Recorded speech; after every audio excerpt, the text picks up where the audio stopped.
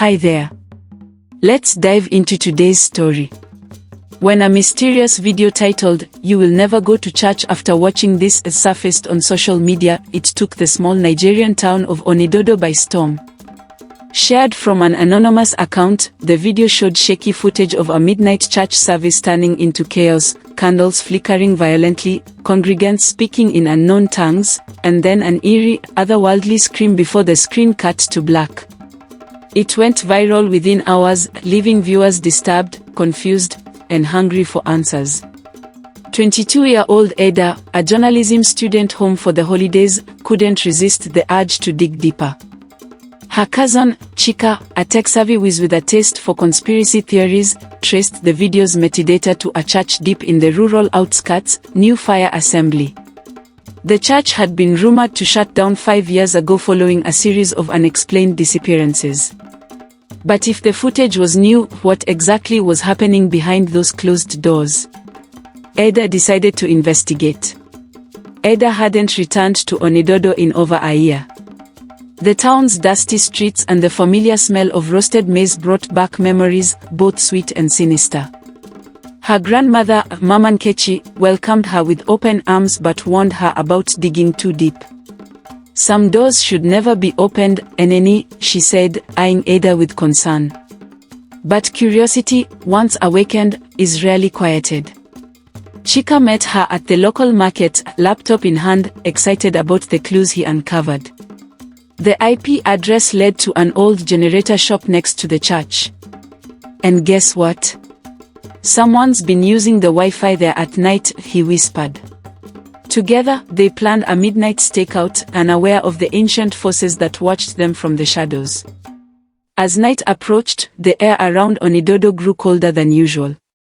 Disguised in plain clothes and hiding behind rusted barrels, Ada and Chika set up their cameras across the street from New Fire Assembly. Midnight came with eerie silence, no frogs croaked, no owls hooted. Then the church doors creaked open on their own. A pale light poured out, but no one was seen entering or exiting. Just when Ada began to doubt the mission, shadowy figures in tattered white robes drifted into the church from the forest. They moved with unnatural grace, not walking but gliding, and carried candles that didn't flicker in the wind. Chika's camera began glitching, and his laptop screen flashed cryptic symbols. Then, a loud scream erupted from inside the church, the same scream from the viral video. The siblings bolted from their hiding spot, hearts pounding. But something followed them home that night, a presence neither of them could see but both could feel. The next morning, Ada awoke to find all the mirrors in the house shattered. Mama Nkechi sat on the floor, praying in a language Ada didn't recognize. "You've brought it back," the old woman hissed. "The ancient ones, they never left. The church was their gate." That video was a warning, not a curiosity. She finally confessed the truth. Decades ago, the townspeople had sealed a portal beneath New Fire Assembly. It was never a church in the true sense, it was a trap, a seal over something ancient and evil. Only regular worship and spiritual rituals kept the seal strong. But after the church closed, the binding weakened. Someone, something, was trying to break free. And now that Ada had seen it, she was marked. Desperate for answers, Ada and Chika tracked down Elder Okoro, the last surviving pastor of New Fire Assembly. Now a recluse living in a mud hut in the hills, he greeted them with hollow eyes and trembling hands. "I warned them," he murmured. "I told them the church must remain sacred. But pride opened the gate." He spoke of a night 5 years ago when the congregation, seeking power and prosperity, performed a forbidden ritual, the merging of Christian faith and traditional juju. They summoned what should have stayed buried. Many died that night. The rest disappeared, their souls trapped in limbo. "The video you saw was not live," Okoro said. "It was a memory, an echo played by the gatekeepers to lure the curious." He handed Ada a blood-stained Bible and whispered a chilling warning, "If you want to live, do not go back. But if you want to stop it, prepare for war." That night, Ada's skin burned with strange symbols that glowed faintly under moonlight. Chika filmed it, horrified. The mark was identical to the symbols on his glitching screen during the stakeout. Desperate, they visited the local herbalist, Baba Abijah, who confirmed their worst fear: Ada had been chosen as the next gatekeeper. The church seeks a new vessel. You are strong. You questioned. Now it listens. Baba Abijah concocted a protective bomb and a charm necklace from cowrie shells and lion's hair. This will keep the spirits confused, but not for long, he warned. You must close the gate or it will open fully during the blood moon in 7 nights. With time running out, Ada agreed to return to the church one last time, but this time, not as a journalist. This time, as a warrior. Guided by Baba Abijah's map, Ada and Chika trekked into the sacred forest behind the church. The deeper they ventured, the more distorted the world became. Trees twisted into unnatural shapes, and whispering voices floated on the wind, murmuring secrets they were never meant to hear. Chika saw visions of missing townspeople, their eyes hollow, pointing toward a narrow footpath. At the path's end stood a decaying shrine hidden beneath moss and vines. Ada knelt before it, placing the blood-stained Bible on the altar as instructed.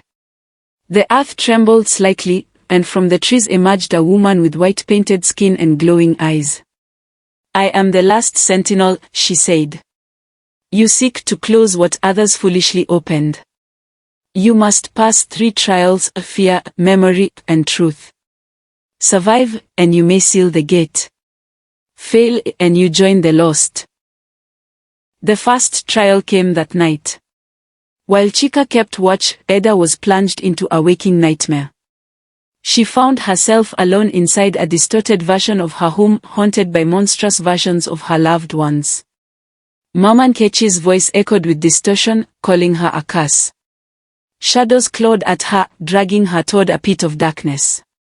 Just as fear threatened to overwhelm her, Ada remembered Baba Abijah's charm.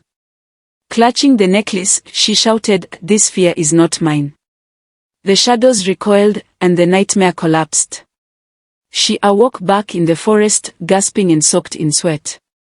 The sentinel nodded solemnly. 1 down. 2 remain. For the second trial, the sentinel showed Ada the night her father died, a memory she had buried for years. But in this vision, the truth was twisted.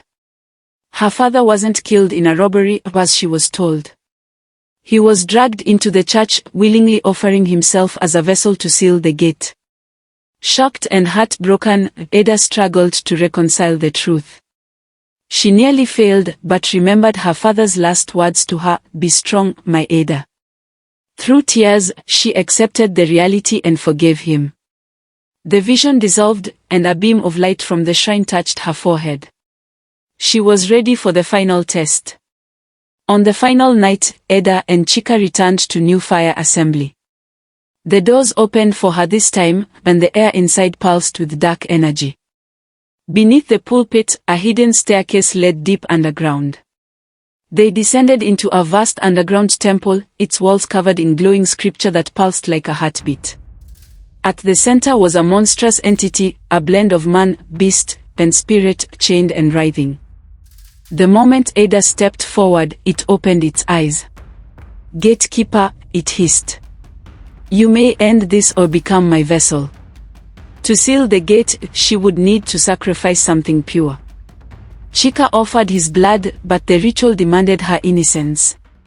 With a final tear, Ada recited the prayer from the blood-stained Bible and cast her necklace into the entity's heart. Light burst forth, and the temple shook violently. The entity roared as chains tightened around it, dragging it into the void. The temple began collapsing, and Ada and Chika ran for their lives. As they emerged into the moonlight, the church behind them imploded silently, leaving nothing but dust and cracked stone. Onidodo fell into an uneasy peace. The cold presence lifted. Mirrors stopped breaking. Birds returned to the trees. But the mark on Ada's skin remained, a quiet reminder that some gates are never fully closed. Back in Lagos, Chika analyzed the final footage. The church's collapse was missing. Instead, the video glitched and looped the scream endlessly. Worse, the video had uploaded itself to every device connected to Chika's server. "It's alive," he whispered. "It's not over." Ada began having dreams again, or visions of other towns, other churches, other gates. Each one calling to her. The sentinel had said, "This gate, not the last." The realization hit her, the war wasn't over. It had only begun. A new video surfaced, this time from Ghana. Another church. Another scream. Another viral post. Ada packed her things. Chika insisted on coming. Mama Nkechi wept but didn't stop her. "You are not just a girl anymore," she said. "You are the shield of the land." Their destination, the Red Church of Elmina, built on slave bones and whispered to have doors that lead nowhere. The video showed a girl walking in and vanishing mid-step. Ada felt the mark on her skin pulse. Whatever was hunting the world had many names, and even more doors. Ada entered the final door. There, in a realm between worlds, stood the true gatekeeper, a spirit wearing her face, smiling with 1,000 eyes. "You've done well," it said. "But this is only the beginning. The world you know sits on the edge of darkness. Will you be its light?" With her father's Bible, her grandmother's prayer beads, and her cousin by her side, Ada made her choice. She would not run.